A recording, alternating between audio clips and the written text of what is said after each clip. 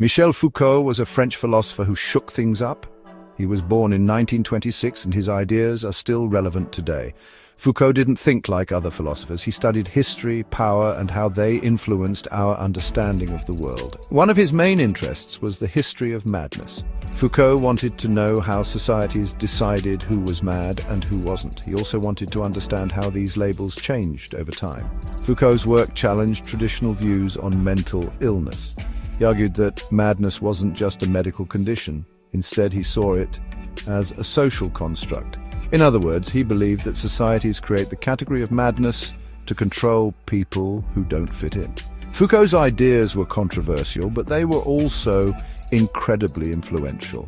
His work changed the way we think about mental illness. It also made us question the power structures that shape our understanding of sanity and insanity.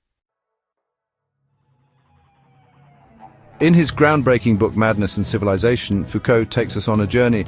He examines how our understanding of madness has changed over the centuries. He starts by looking at the Middle Ages. Back then, people considered madness to be a form of wisdom. However, things changed during the Renaissance. Madness became viewed as something dangerous and something to be feared. Foucault argues that during this period, societies began confining mad people. They were locked away in asylums and treated more like prisoners than patients. Foucault's book wasn't just a history lesson.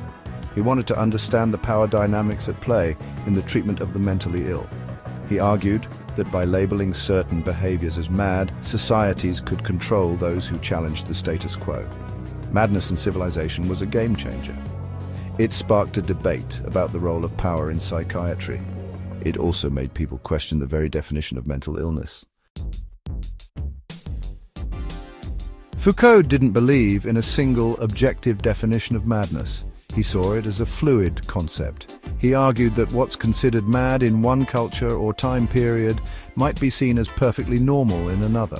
He pointed out that the criteria for diagnosing mental illness are constantly changing. This supports his view that madness isn't an inherent quality, but rather a label imposed by society. Foucault's ideas challenged the medical model of mental illness. This model views mental disorders as purely biological problems. Foucault argued that social factors such as poverty, discrimination, and oppression also play a role in mental health. Michel Foucault's work had a profound impact on the field of mental health.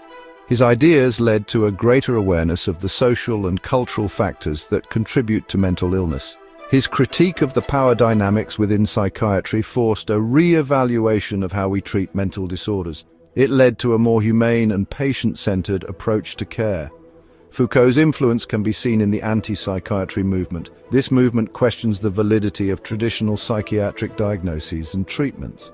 Michel Foucault may no longer be with us, but his ideas continue to shape how we think about mental health.